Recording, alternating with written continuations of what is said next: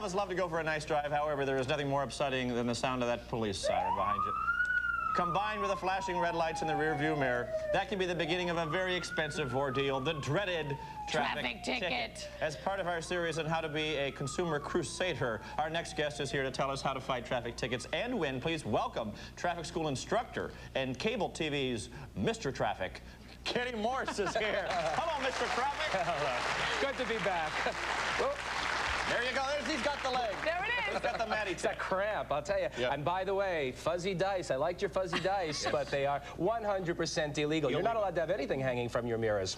You're kidding. No. You know when you see people have those beautiful, you're talking about auras and everything, like people have that little crystal, right? It's 100% illegal. And do you really want a piece of glass hanging 5 inches from your face? No. I think not. Reflecting a beam of light into your retina. Yeah, it's 100% to have anything hanging from, illegal to have anything hanging from your mirrors. Well, we were low riding down Sunset. I got that. That's what we were doing. Definitely with the wheel like that. That doesn't get any lower. But you claim you can get out of a traffic ticket, providing you are not 100% guilty. Well, absolutely. Yep. Well, I mean, look, frankly, even the truly guilty people, if they know what to do, you know, if there's one thing that we learned about the recent public court cases on television is that whether it's a traffic trial or a murder trial, there are only 3 things that are important. 1 is presentation. 2 is presentation. And number 3? Probably presentation. You got it. Yeah. That's it. It doesn't matter whether you're lying through your teeth or whether you're telling the God's honest truth. If you don't have the presentation, it doesn't matter what you're saying. Start from the beginning. Let's say you get your ticket and they mail it to you and you got to post your bail. I mean, you got to send in your fee. Do that or wait? Well, sometimes it's better just to pay the bail because, look, if you know you're guilty, right, they can smell you a mile away. These are professionals in court.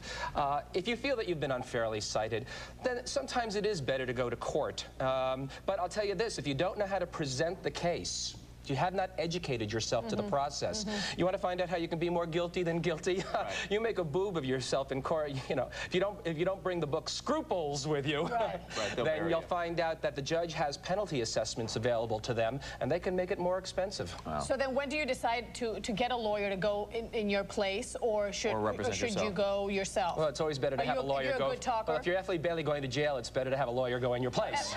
But if you can afford a lawyer to go to traffic court for you, of course that's going to be better because here again, they're professionals, they are trained in how to present a case, and very often too, they are friends of the people sitting up on the bench, and it's just a matter of routine. Okay, what do you want to do with this one today? What do you want to do with that one? And they just one after another. Most of the time, I mean, in just simple traffic altercations, it's maybe you get zipped by radar, right? Have you ever gotten nailed on radar? Sure. You can't have kids Both now. times. No, don't stick a fork in, you're done. That's not true.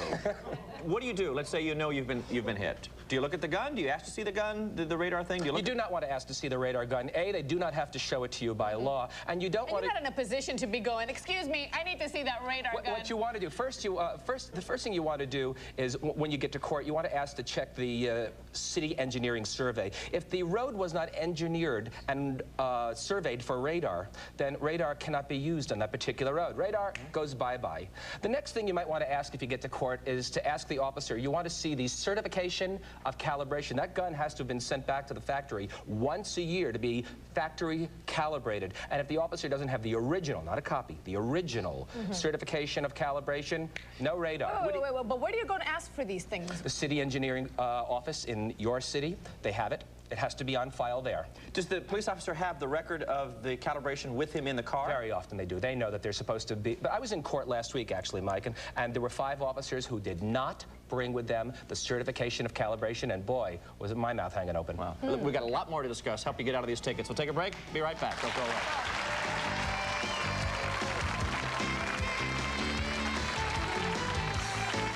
Did you know you have an aura? Find out what your aura says about you. Still ahead on Mike and Maty.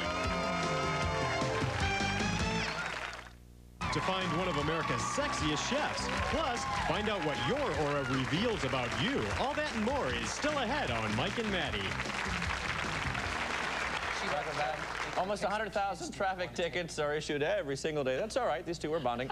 And we're talking about how to fight traffic tickets and win with Kenny Morse, otherwise known This is how we as were bonding, Kenny. Mr. Traffic. You left with 2 tips left over. Yeah, about the radar. Well, there's you might want to ask the officer what his or her recent calibration efforts were just prior to your getting stopped. They have a tuning fork they put in front of the gun and make sure that it's working. So maybe they didn't do that. But most importantly, radar is not evidence against you. The evidence against you, the officer's eyes, and the radar backs that up. Now, if the officer was distracted, talking on the radio, helping a pedestrian, talking to their partner, if they didn't actually see you break the radar beam, radar's got to go. Really? But they'd have to admit such. Of course, and officers, regardless of what Alan Dershowitz would say, traffic officers very rarely test a lie. They don't have to. They got the case. They know it very rarely. And I know there's people out there who say, well, they lied in my case. It happens in a minority of cases. What do you say to these officers? I mean, obviously... I say, thank you, officer. Yeah, Maty mentioned that. You know, I'll take the ticket, goodbye. Yeah. Are there things... You give them the tip, too?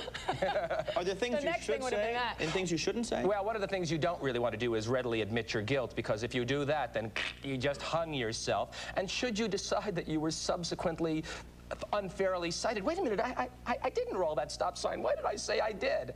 Well, once you admit your guilt, there really is no sense in fighting it. Psychology in saying to the officer, look, you know what? Fair's fair. I was doing 75. I should have been doing 55. I'm guilty. Can you help me out here? There are some officers down to 68. Well, there are some officers that find that very refreshing, and it's your attitude which will determine whether you get off with a warning or whether they write you down to a lower speed. But the one thing you never want to do is you never want to antagonize a police officer. No. They have guns. Right. Yeah. So you don't want to do that either there on the street or when you get to court. One of the stupidest things that you can say in court is, Your Honor, he's a liar! Well, if you say that, your case goes bye-bye right away. Or people say, why aren't you out there stopping real crime instead of hassling motorists like me? Right. When an officer gives a traffic ticket, they are out stopping the kind of real crime which is most likely to affect most citizens. Traffic crime is the most likely way that a citizen is going to encounter trouble in their life. But you know how scary it must be for an officer coming up to a strange car, not knowing who's there? Very scary. I would never trade places with that. Very scary. And here in California, the #1 cause of cop death is the routine traffic stop. So then when the motorist says to the police officer, filling your quota, are you? Yeah. Well, let's put it this way. Are you more or less likely to get off with a warning if you're saying stuff like that? And by the way, there's no quota. They don't have to have a quota. There's a daily job that they have to do. You and I and everyone else, we pay the officers to see violations of the law and cite people for it. If they don't do their job, you want to call that a quota?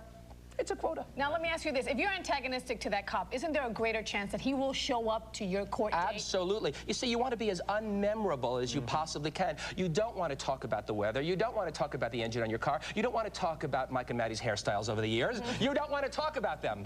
Don't be memorable. That's it. Because if the officer does not actually remember you and the circumstances how they came to stop you, then the case does not proceed. Very often an officer will say, Your Honor, I have no recollection of the defendant and how I came to stop them. And if he does not show in court, then the ticket normally is thrown out? 99 and 44/100% of the time, if the officer does not show up, then you go, yes, yes! You walk out of there free, you won the case, and you'll get your bail back subsequently in the mail. Right. And, I mean, there are things that you can do in order to perhaps make it less likely that an officer will not show up. What would that be? Well, you can set your court date as far in advance as is possible. You have 30 days after you get the ticket to plead guilty or not guilty. You can continue that for another 30 days as a matter of routine. Then comes the day you need to set your court date. You set that as far in advance as the state will allow you. Most states, 45 days. And then a week before that, say, I need a continuance on my trial date. So you're looking for the guy to retire before you go back in. You know, Bob retired 12 years ago. He has a ranch now in Barstow. You know, or go senile before they get to court. Because, look, out of the literally thousands of people that they pull over between the day you get the ticket to the day you end up in court, why should they remember you unless you gave them something to...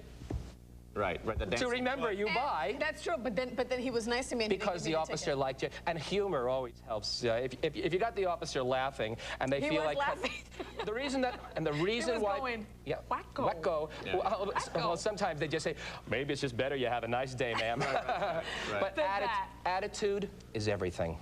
Can you ever prove that that your speed was safe, regardless of the speed limit that you were going? Sure. Most tickets which are written on city streets, the law that you're violated against is the reasonable or prudent speed law. California, we call it the basic speed law. This is in most states. You are accused of going faster than is safe. Right. Now, look, if you're accused of going more than 10 miles over, forget it. You think any judge is going to believe that was safe? But let's say you get 44 and a 35.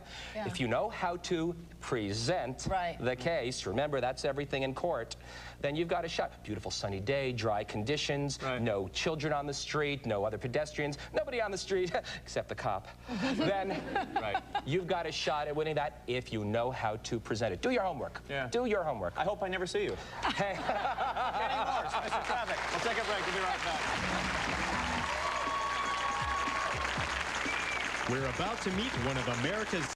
Two beers and a Dodger dog? Wrong again, my beer-guzzling friend. I want a big, juicy... Careful there, Tom. Mouth-watering quote of the week.